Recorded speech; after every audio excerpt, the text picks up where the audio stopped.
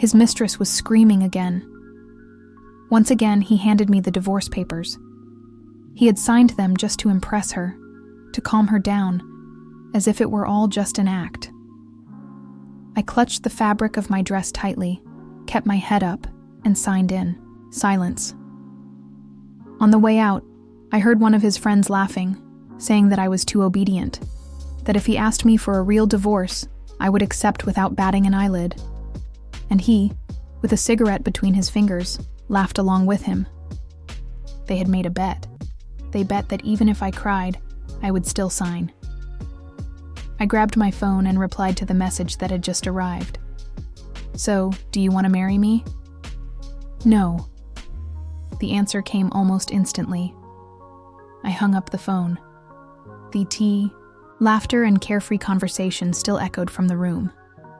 "If you win, I'll pay for drinks next month." 3 months, he said. And everyone agreed, laughing. I left that place in a daze. It was only when the strong rays of the sun hit me outside the building that the tears finally fell. He was enchanted by a girl who hadn't even finished her studies. He bought a luxurious 360-square-meter apartment, but she wouldn't even let him hug her. She lived in a penthouse covered with expensive clothes and still proudly said she would never be anyone's lover. He thought it was funny. It was the third time he had put on a show for her. The first time, he flaunted our marriage. At the time, we didn't even know each other. Even so, I took a picture with him, smiling, and saw it posted on social media. I was happy, of course. But no matter how many times I refreshed the page, I couldn't see the post anymore. Then I found out that he had made it visible only to me. The second time, he left me crying in the street. I took a photo with my eyes swollen and sent it to that girl. "See? I tried. But he can't live without me." The third time, he asked for a divorce. My phone vibrated. It was a message from him. "Seriously, Catherine, answer me." I dried my face and typed, "Yes." In the afternoon, he took me to the registry office. He was in a great mood, all smiles, asking where I wanted to go on our 3rd wedding anniversary. We had grown up together. It was the 3rd year since we got married. "How about Prague?" he suggested. "You've been saying you want to feed the pigeons in the square there since you were 7. He got out of the car, opened the door for me, unbuckled my seatbelt, and saw my red eyes. "Have you been crying?" he asked, touching the corner of my face. "I told you. It's just to impress you. I want to see how long she can hold it in." As he spoke, something fell out of his pocket. A box of condoms.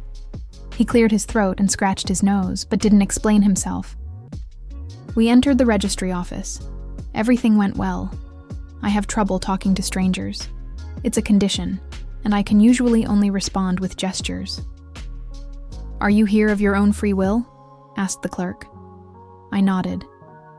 "Do you confirm that the relationship is over?" I nodded again. Then 1 month of reflection. "Come back in 30 days. He took the receipt. Before we left, he took a photo and started typing. Soon a new message arrived, a picture of the receipt and the text. "Happy now? Get ready for tonight." I opened his profile and blocked him. Then another notification. Reservation confirmed. Ticket for a month from now. Destination: Country F. That night, I dreamed about him.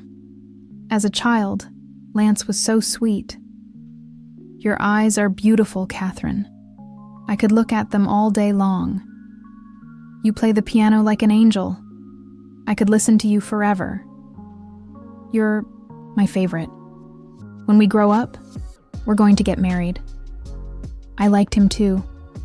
We always sat together at school and played after class.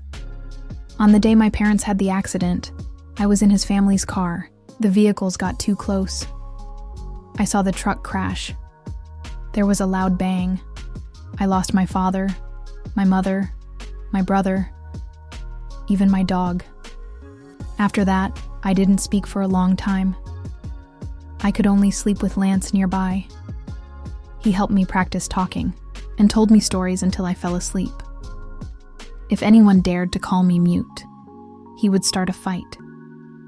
Marrying him seemed like the most natural thing to do. The day after our graduation, he came up to my bed and said, "Let's get married now." And that's what we did. In my dream, red flowers filled our new home. He knelt on the bed and said, "Let's be happy forever." But when I opened my eyes, everything was dark. I grabbed my phone. A new message from her. A photo. An unmade bed. Clothes scattered around. I felt nauseous. I ran to the bathroom, but nothing came out. Only tears. I curled up on the cold floor, hugging my legs. Without meaning to, I must have pressed a button on my phone. A male voice rang out in the silence. "Catherine." My heart raced. I picked up the phone. It was Matthew's mother. Matthew was another patient. After years of treatment, I was able to speak, except in moments of intense anxiety. During my 2 years of marriage, I improved a lot. I joined a support group, and they put me in touch with him. I thought he was a woman because of his avatar with a pink bunny and the nickname Angel. At first, I hardly responded, but we understood each other. People with the same silence carry similar pain. Even without speaking, they want company. I shared my routine, photos, videos, audio recordings. We became real friends. When I heard his voice for the first time and realized he was a man, I almost had a relapse. "I'm sorry. I didn't mean to bother you," I whispered on the phone. "It's okay," he replied. "It's only 9 o'clock at night." It was only the second time we had spoken on the phone. After I found out he was a man, I tried to keep my distance. But that day, while Lance was handing me the papers, Matthew asked me what I did. I answered without thinking. "I'm getting divorced." I sat there, trembling, at the door to Lance's office. "I don't think I have a home anymore, or a father, or a mother, or a brother. Not even a dog. And now I don't even have Lance. What am I going to do?" I didn't imagine he would answer. "Then marry me." "Okay." Meanwhile, the laughter grew louder on the other side of the door. If Catherine really left Lance, she'd be speechless from crying so much. "She'd cry so much she'd flood the city," said another. Lance laughed loudly and threw his lighter on the table. "You can cry all you want. You'll always be my bitch. If I send her east, she'll crawl there." I stared at the man on the other side of the door. I didn't recognize him anymore. I lowered. My eyes opened my phone and replied, "Yes." Matthew sent me a list of everything I needed to do in 30 days. Apply for a visa, hire a lawyer, but he also sent a huge list of restaurants I had to try. I accepted, and I started to comply, one by one, alone, but with less pain.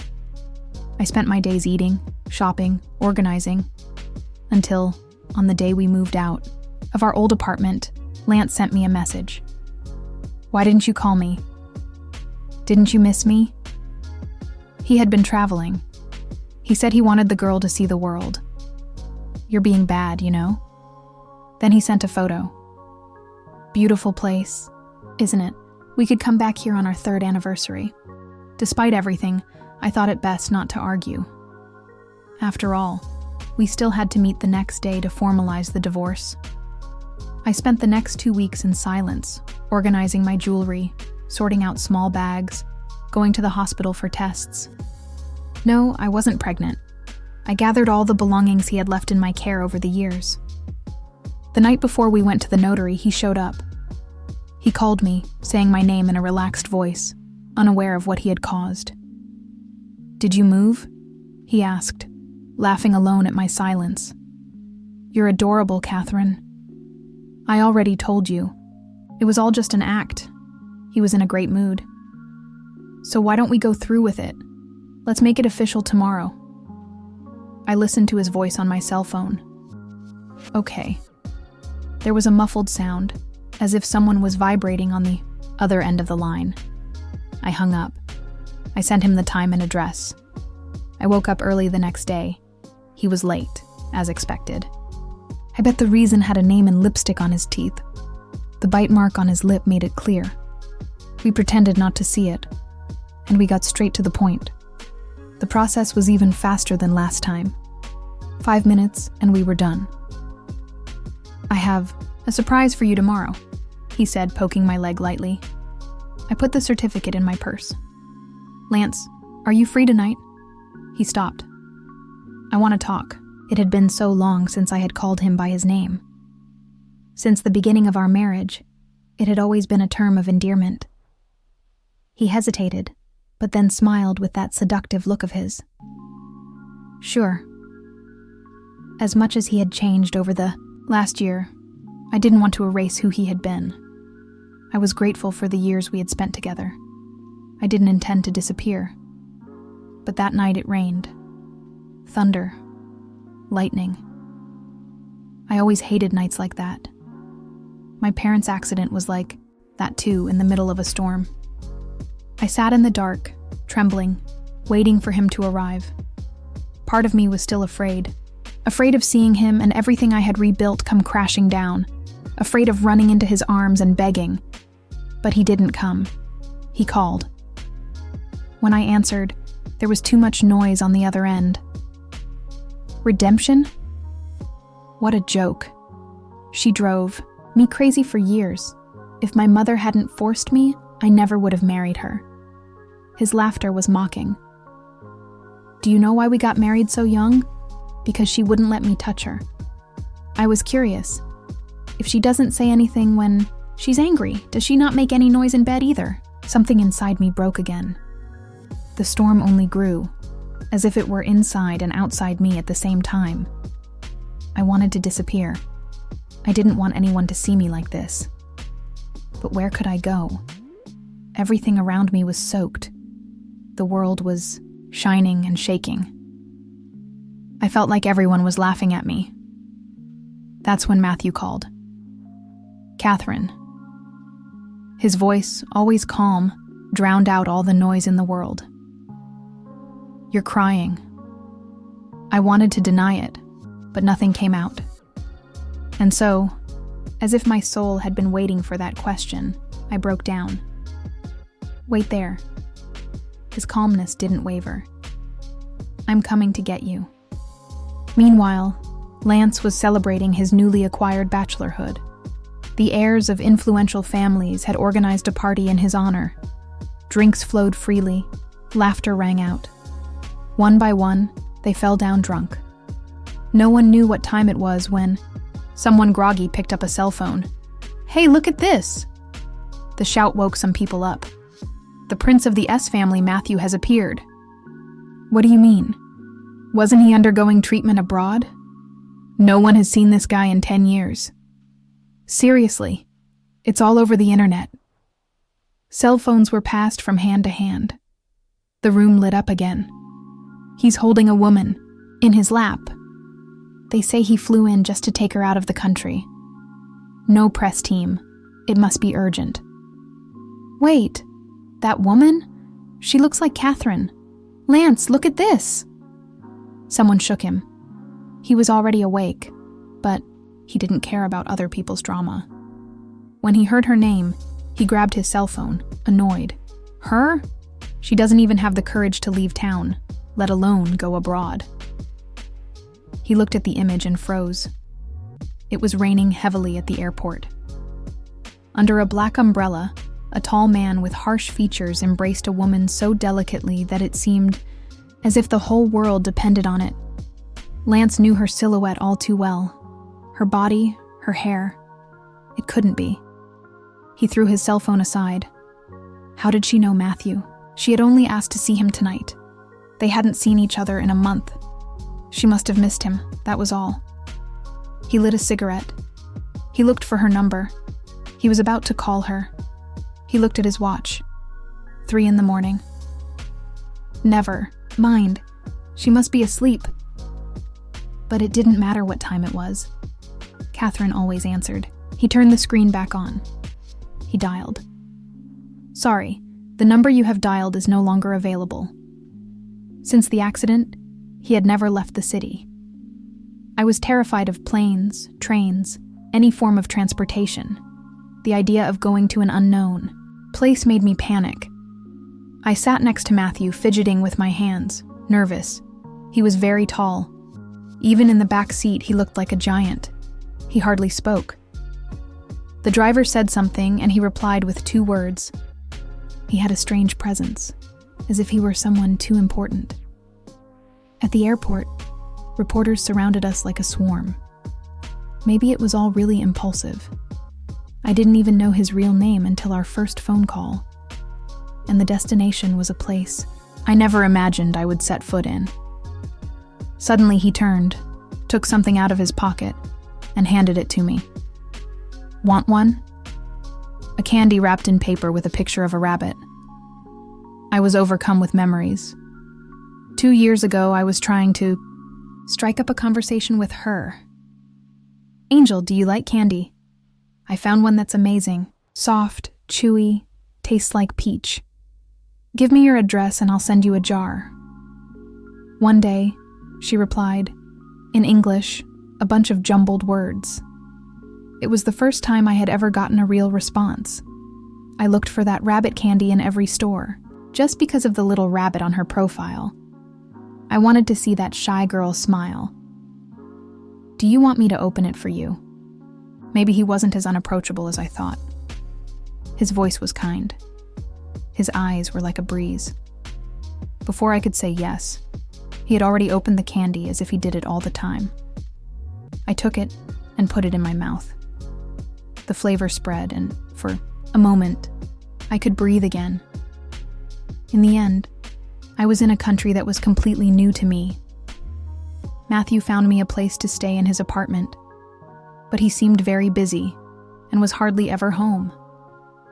During my first week, when I was still struggling with jet lag, he sat down with me to talk. If you're enjoying this intriguing and engaging story, leave a like and make sure you're subscribed to the channel so you don't miss any of our plots. Let's continue.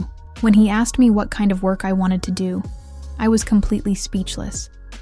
I had never stopped to think about it. For years, Lance had prevented me from working. He always said I was so nervous I could barely speak clearly. "What kind of job could you get like that? Stay home, take care of the plants, that's enough." He laughed and added that the little I would earn wouldn't make any difference. But Matthew, with a cup of coffee in his hands, just said, "You haven't started language classes yet, but there are a lot of people here who speak your language." I was taken aback. Did he really think I could do it? Would I be able to? "How will you know if you don't try?" he replied, raising his eyebrows. And so, for the first time, I tried. I started giving private lessons to a child in my native language. It was a simple job, tutoring at home. Nothing extraordinary. But the joy I felt was as if I had conquered the world. Something inside me blossomed. I wanted to tell someone, to share that small victory. For the first time in a long time, I didn't feel like a burden. When I opened Instagram, an avalanche of messages exploded on the screen. "Catherine, where are you? Lance is looking everywhere for you. He's desperate." Desperate. The night I left with Matthew wasn't exactly one of my finest moments. He took care of everything. All the financial documents were returned to Lance's family. The assets that needed legal processing were forwarded to the lawyer. Even my phone number was canceled by Matthew. I was deleting the messages when I accidentally answered a call. "Catherine, what the hell is this?" It was his voice. "Did someone steal your phone? Can't you buy another one? You bought one and didn't think to call me? You don't remember my number?" I remained silent, the phone still in my hand. "Where did you go? Why did you send that crap to the family? Don't you care that today is our wedding anniversary? 3 years, doesn't that mean anything?" "Lance." I said his name with a calmness that surprised me. We're divorced. Before he could say anything else, I hung up. Messages started coming in immediately. Catherine, I've told you 1,000 times it was all an act. How could you not understand? What's your new number? Do you really want to cut off contact? And so, without hesitation, I opened his profile and blocked him. Then I went through my contact list, one by one, blocking all of his friends as well. The new country made this kind of breakup easier. On my way home, I bought a sweet treat. After all, Matthew and I had known each other for over 2 years. Once I got over the initial awkwardness, I felt comfortable with him. I knew what he liked. I knew his habits. Lately, he seemed less busy and came to my apartment more often. I thought he would be home when I arrived. I barely put the key in the door when it opened. He was there, wearing a white shirt, shining in the light of the entrance, holding a little ball of fur in his arms. A puppy. I was so surprised that I even forgot the candy. I reached out my hand instinctively. "Is it yours?" I asked. "You never mentioned you had one. Or is it a friend's?" "It's for you," he replied, already closing the door. I froze. "For me?" I didn't even think before asking. "Can I really keep it?" Lance had never let me have a pet. He always complained about the hair and the smell. But Matthew just replied, "Why not?" And then something lit up inside me. A new glow. A soft spark in my chest. "I brought you some candy," he said, handing me the bag.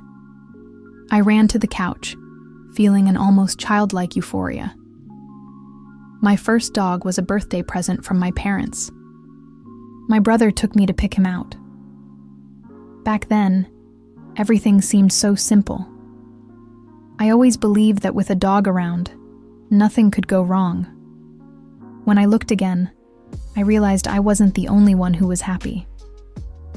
Matthew was sitting next to me, smiling slightly as he ate the candy in silence. "Angel, you've got some on your face," he said. I got up to get a tissue, but froze in place. I had let my guard down and called him by the wrong nickname. "Angel." He came closer. His breath brushed my face. The puppy squealed and jumped off the couch. When I looked up, all I saw was his face, his warm hand holding the back of my neck. He pulled me slowly toward him and kissed me. I didn't pull away. "Catherine, did you forget something?" My heart was beating so loud it seemed to echo. My cheeks were burning, my head was spinning. He kissed me again, this time calmer, longer. His voice sounded deep, almost a whisper.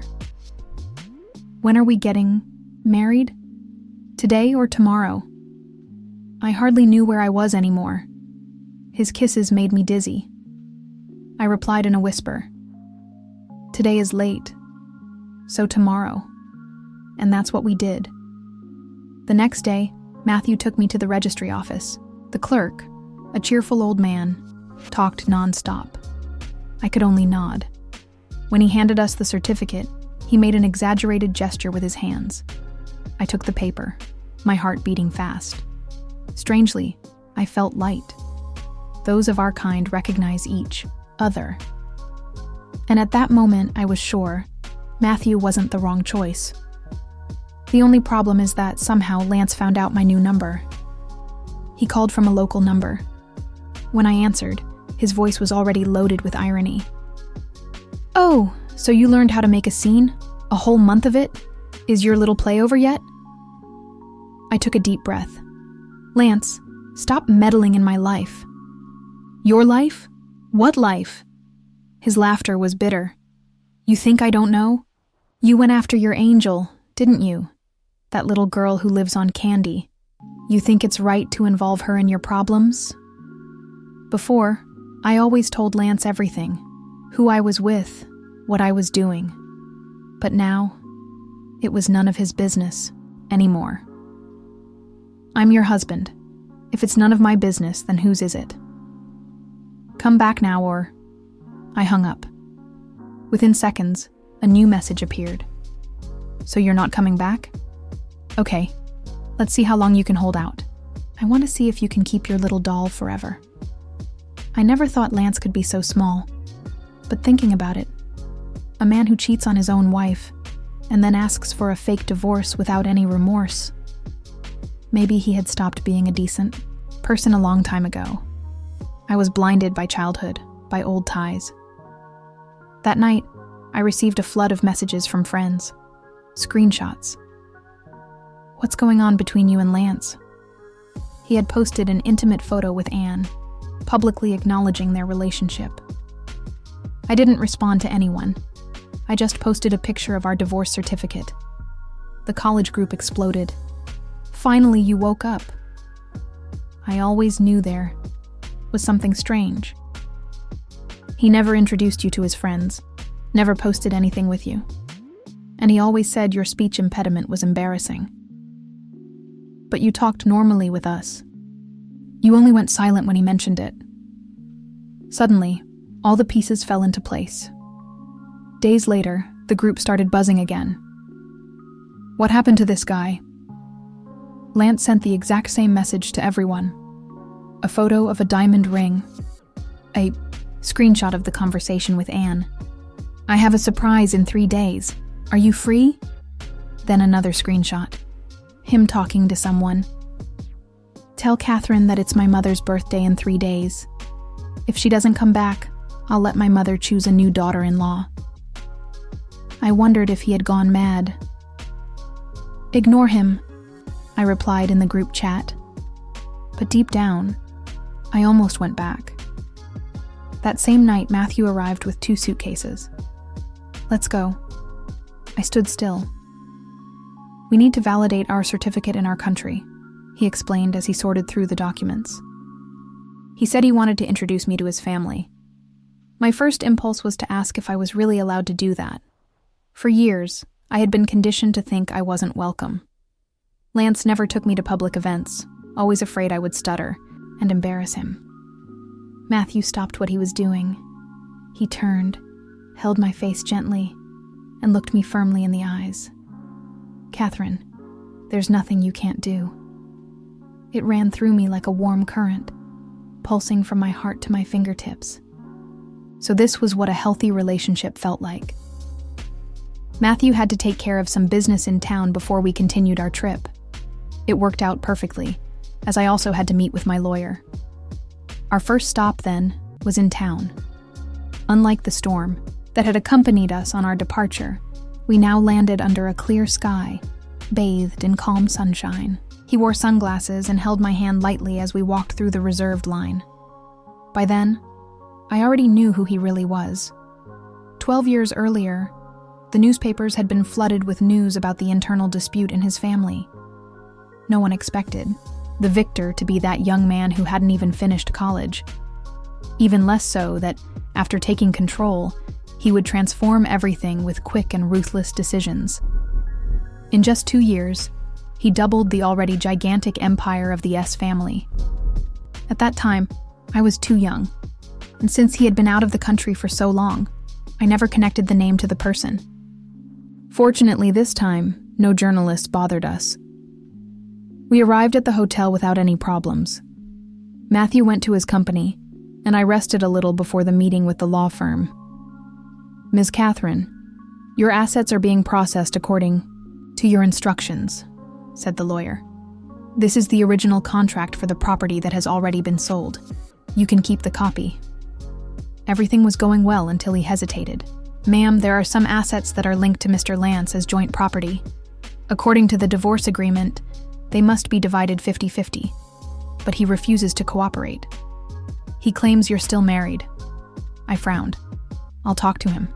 Myself, I replied, trying to maintain my composure. Sorry for the inconvenience. After my former roommates blocked Lance from everything, he started creating fake accounts. Every day, someone new tried to add me. I accepted one by mistake. Are you free tonight? Let's talk.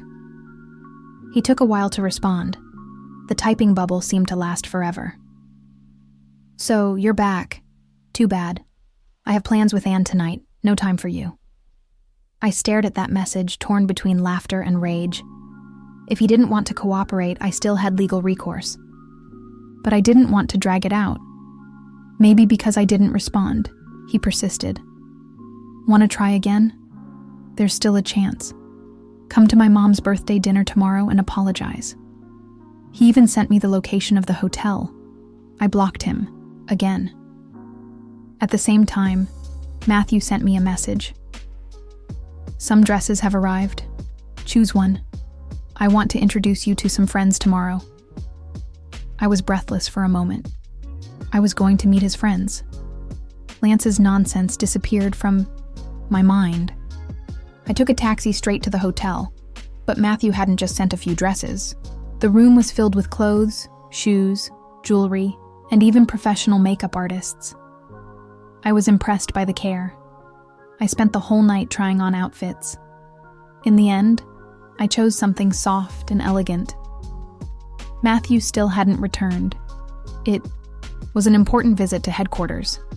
He hadn't been there in years. I understood why he seemed so focused. The next day, I slept late. When I woke up, it was almost time. I got ready, and soon the driver arrived. As I got into the car, I received a call from a strange number. I hung up. It rang again. I hung up again. Finally, I blocked the number. But when the car stopped, there he was. Lance, standing at the hotel door, calling desperately. Seeing that, I wasn't answering. He threw his phone on the ground. I looked at the sign. It was the same hotel he had told me about the night before. My cell phone vibrated. Are you there yet? Do you want me to come down? Matthew's voice was calm, as always. I looked at Lance, his expression distraught, and replied, No, I'll come up. Maybe he heard me, because he looked up at that exact moment. His expression was a whirlwind of relief, surprise, and anger. He kicked the broken cell phone aside, and with red eyes, said my name. I looked away and kept walking. I knew you'd come, he said smugly, turning on his heels and walking away. It dawned on me. This was the hotel where Matthew was meeting his friends. What kind of friends were they? Noticing that I was falling behind, Lance slowed down on purpose. Okay, I'll apologize first, okay? He said in a low voice. You don't like Anne, do you? I'll stop going out with her, okay? I rolled my eyes. You're so petty. She never did anything to you. I took a deep breath. When we reached the second floor, I recognized some faces. Look who's back. I knew Lance would bring her. So nice, and then she ran away like a drama queen. Isn't that hilarious? Lance, it's crowded here today. Aren't you afraid? Yeah, there are important people here. Lance shot them a warning glance. Shut up. Then he came up to me and whispered, At least you got dressed up, right? When we go in, stay behind me. Don't say anything. Just smile, okay? Let's go. He held out his hand. Let me hold it. I froze, cold. Lance, I didn't come here for you. He laughed mockingly. Sure, let's keep pretending then. If you didn't come for me, who did you come for? The doors to the main hall opened. I saw Matthew. Even though he wasn't the host, he was in the seat of honor. To his left was Lance's mother. To his right was his older brother, the director of the family business. Others were standing or sitting, talking or drinking wine. But they all seemed to be gathered around Matthew, as if he were the center of attention. See that guy over there? Lance whispered. My mother did everything she could to get him here. His wife will be here soon too. If you screw up, my mother and brother will never forgive you. As he spoke, he tried to hold my hand again. I pulled it away. Catherine, he called loudly. Some guests looked over. Matthew did too.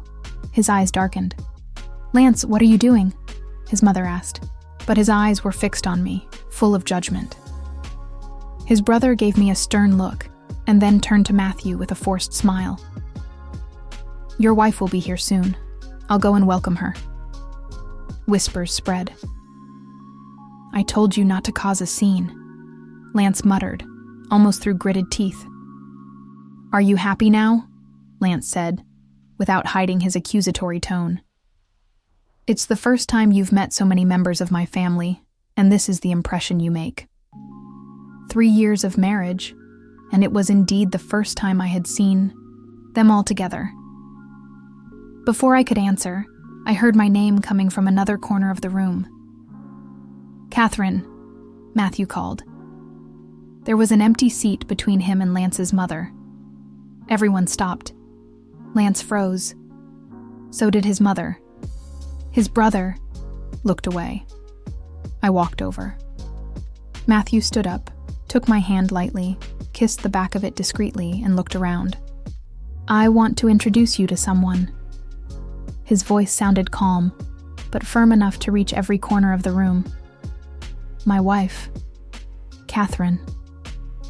Silence fell like an avalanche. Everyone held their breath. Only Matthew remained calm, his eyes fixed on mine. "Would you like to say something?" he asked. I looked around. My palms were sweaty.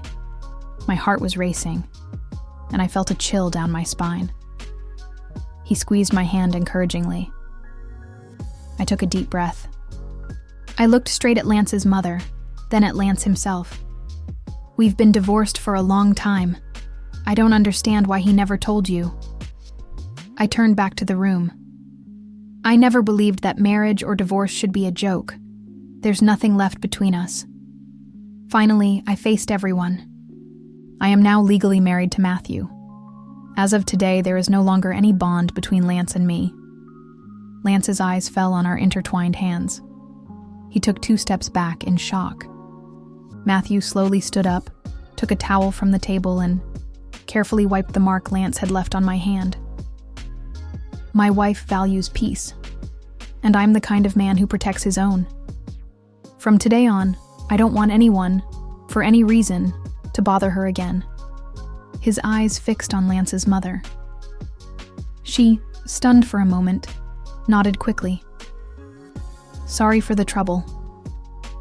Matthew dropped the towel, took me by the hand, and guided me to the elevator. Only there, away from prying eyes, did my heart begin to slow down. My legs buckled. I almost fell, but he held me against the wall. "You did all this just to stop Lance from coming after me again?" I asked, breathless. He touched my face with both hands. "You looked stunning today." I didn't know if he was referring to what I was wearing or what I had said. Then he leaned in and kissed me. "Catherine." A voice echoed from outside. "Lance." In the middle of everything, we forgot to press the elevator button. He forced the door open. Matthew pulled me closer, turning his body. "Do you need anything?" The coldness in his voice was cutting. In the mirror, my still flushed face was reflected next to Lance, who stood frozen outside. Before the doors closed, Matthew lifted my chin and kissed me again, harder, firmer. They said Lance's family locked him in the house. They took his cell phone, his computer, cut off all means of communication. He could only leave after promising never to look for me again. Matthew and I went back to City B. The idea was just to validate the marriage, but he thought it was too bureaucratic. So we decided to make it official at the local registry office. I met his friends, I met his family, and yes, the rumors were true.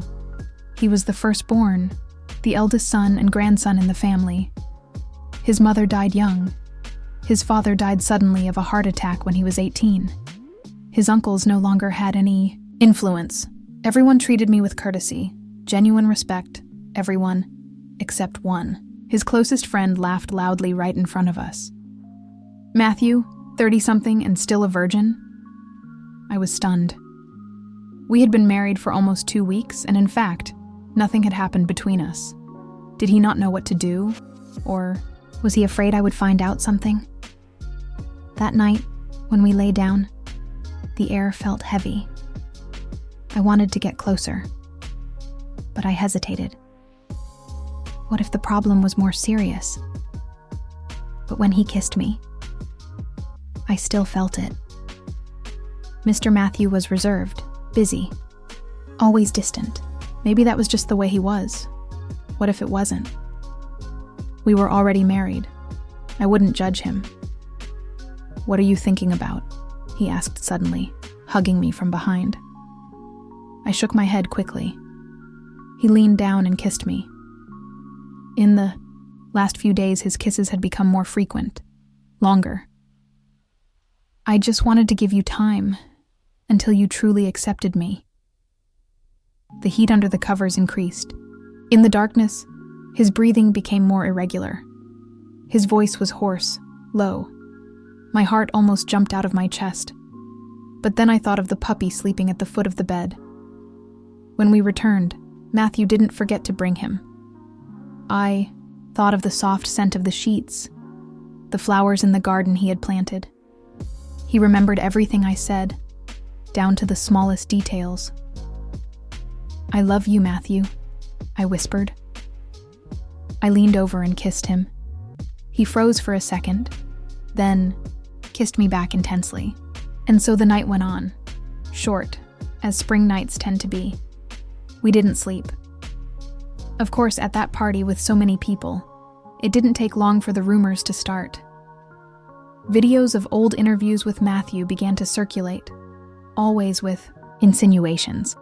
Powerful, handsome, cold businessman. But does he treat his wife like a wife? Who is that woman? The one he took from another man? Matthew didn't care. The more you try to silence this kind of thing, the more power it gains. But I felt like something was stuck in my throat. That day, Matthew was working overtime. We had 3 days left before returning to Region F. As I packed my bags, I heard voices outside. Yes, I grew up with my wife. We were together for 20 years. How could she abandon me like this? Look at this photo. It was taken at the airport. They deleted it the next day. Do you think my wife looks happy there? Matthew pretended to be a woman 3 years ago. He got close to my wife. He deceived her. He has weird tastes. He's sick. A high-pitched buzz filled my ears. My blood boiled. Of course, it was Lance. He was there, outside our house, broadcasting live with a group of influencers. The S family is a disaster. I want all of you to be witnesses to this. Today, I'm going to see my wife. I grabbed the printed documents and ran downstairs. I had forgotten that all the employees had left. I was the only one at home. I ignored the trauma that the interviews had caused me after the accident. I stood in front of the cameras, unable to say a word. But I discovered that when we want to protect what is ours, strength comes.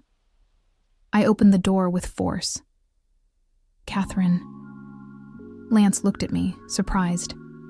I didn't wait. I took a step forward and slapped him.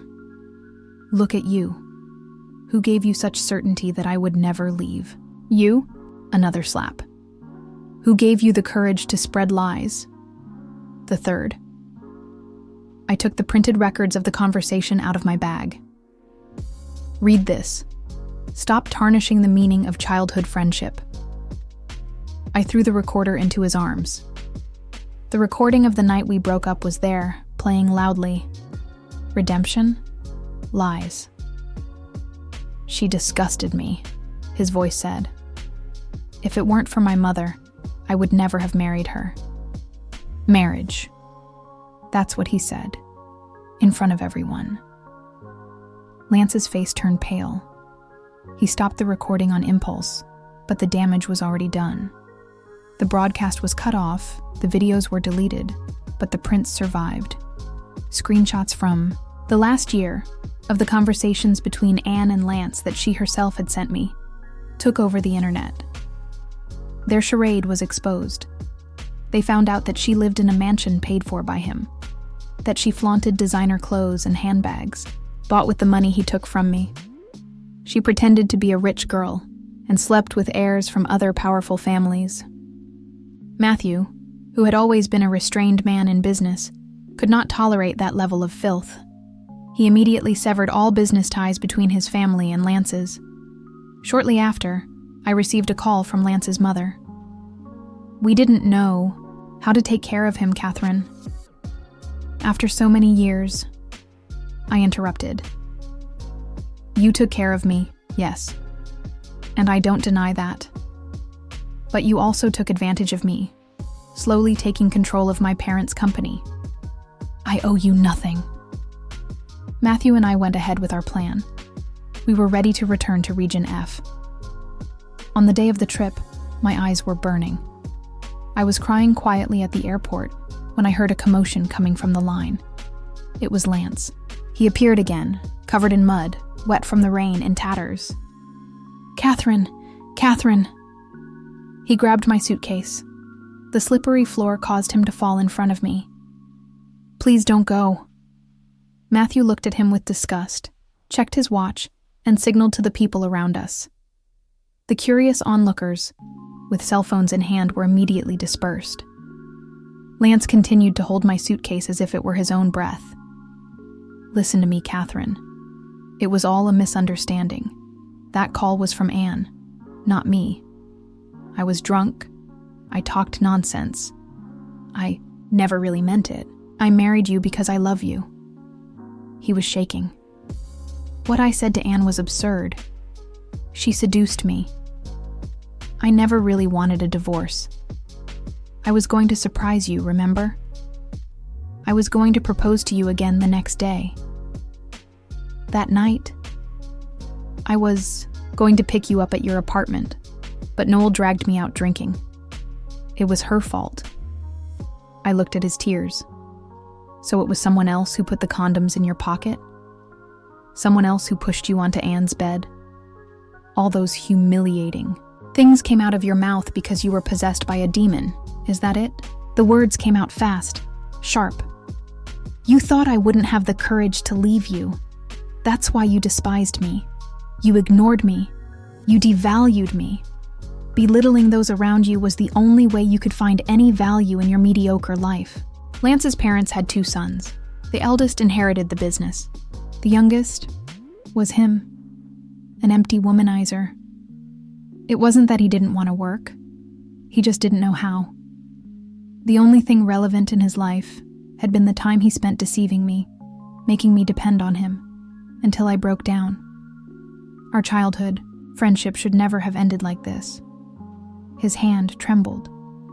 He let go of me.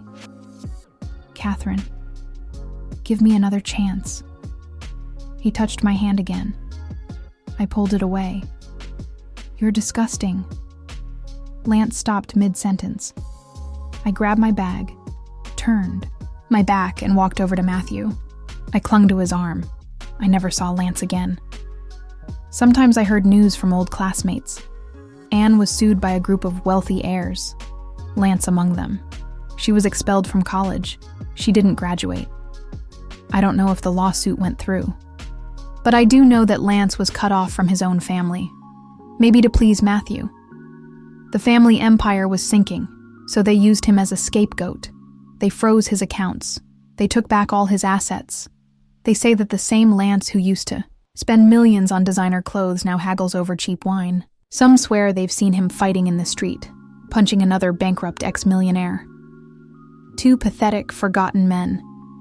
My job was going well. I went from 1 student to 2, then 4. Before long, I was teaching a whole class. My studies were also progressing. I still struggled with verb tenses, but I was able to hold a conversation every day. At our first spring festival in Country F, Matthew took me skiing. I screamed like a child going down the mountain. At night, lying in the Bailey Hotel, we counted stars. Each star was someone who had loved us. Matthew, will you tell me the story of Angel someday? That night, he took me to his old house in City B, a house that hadn't been opened in many years. There was a room there with walls covered in pink bunnies.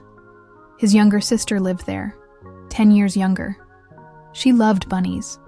She said she came from the planet of bunnies to save the world, but she was unlucky. Her mother died in childbirth. Her father died when she was 8. She saw her brother fight with her uncles, desperate for money. And so as not to be a burden, she never complained. She was mistreated by the servants and didn't count. She was bullied at school for having aphasia and only smiled at Matthew. He wasn't the one with aphasia. She was. To hide it, she wrote notes. "Brother, school is fun. I won't be back for vacation, but take care of yourself. I made a friend today. I had a happy day. I learned how to bake cookies. They're in the fridge. Don't forget to eat them." But the last note read, "Matthew, living on Earth is too hard. I'm going back to the rabbit planet. Don't worry, I'll visit you from time to time." Matthew was overwhelmed. School, work, everything was a struggle. When he finally succeeded, he found only his sister's cold body at the bottom of the lake. He tried to save himself.